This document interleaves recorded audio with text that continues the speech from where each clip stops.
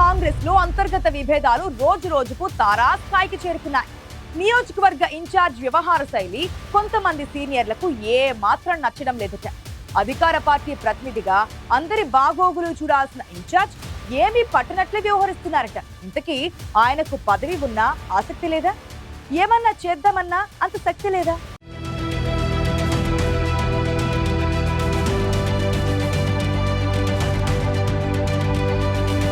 జనగామ జిల్లా కాంగ్రెస్ పార్టీ అధ్యక్షుడు, పైగా నియోజకవర్గ ఇన్ఛార్జి. గత అసెంబ్లీ ఎన్నికల్లో జనగామ నుంచి కాంగ్రెస్ అభ్యర్థిగా పోటీ చేసి బీఆర్ఎస్ అభ్యర్థి పల్లా రాజేశ్వరరెడ్డి చేతిలో ఓడిపోయారు.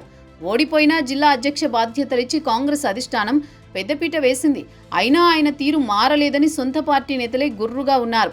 కొంతకాలంగా మాజీ ఎమ్మెల్సీ నాగపురి రాజలింగం కుమారుడు కిరణ్ కుమార్ గౌడ్, జనగామ జిల్లా కాంగ్రెస్ అధ్యక్షుడు కొమ్మూరి ప్రతాప్ రెడ్డి మధ్య పచ్చగడ్డి వేస్తే భగ్గుమంటోంది.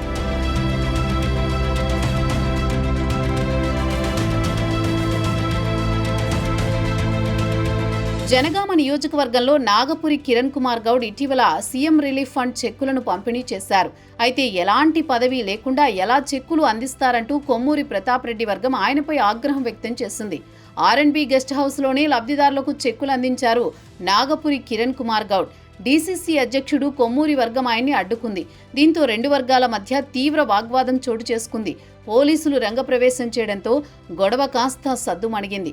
కాంగ్రెస్ పార్టీ జిల్లా అధ్యక్షుడిగా ఉండి మీరే అడ్డుకోవడం సరికాదంటూ చెక్కులు పంపిణీ చేశారు కిరణ్ కుమార్ గౌడ్.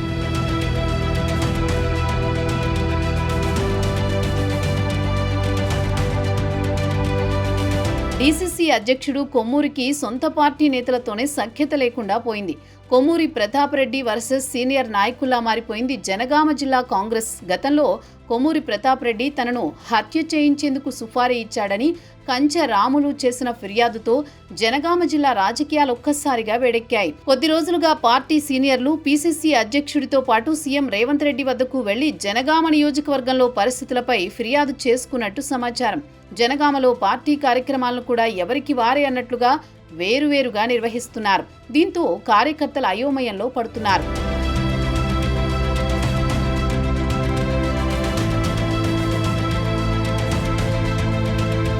కొమ్మూరి ప్రతాప్ రెడ్డి డీసీసీ అధ్యక్షుడిగా బాధ్యతలు తీసుకున్న తర్వాత ప్రతిపక్షంలో 10 ఏళ్లు పార్టీని కాపాడుకుంటూ వచ్చిన సీనియర్లను పక్కన పెడుతున్నారనే వాదన బలంగా వినిపిస్తోంది.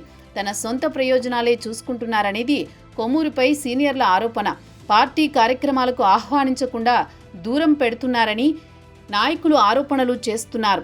50 ఏళ్లుగా పార్టీని నమ్ముకుని ఉన్నా గుర్తింపు లేదని సీనియర్ నేత సంచారపు శ్రీనివాసరెడ్డి ఆరోపిస్తున్నారు. ఇందిరాగాంధీ హయాం నుంచే పార్టీ జెండా పట్టుకుని నడుస్తున్నా మధ్యలో వచ్చిన వాళ్ల పెత్తనం పెరిగిందనే ఆవేదన ఉంది సీనియర్లలో.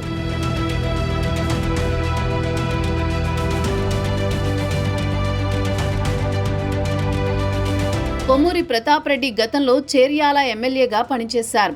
గత ఎన్నికల్లో జనగామలో ఓడిపోయారు. డీసీసీ అధ్యక్షుడైనా అందరినీ కలుపుకుని వెళ్లాల్సింది పోయి తన వర్గాన్నే చూసుకుంటున్నారని కొమ్మూరిపై అసంతృప్తితో రగిలిపోతున్నారు కొందరు నాయకులు.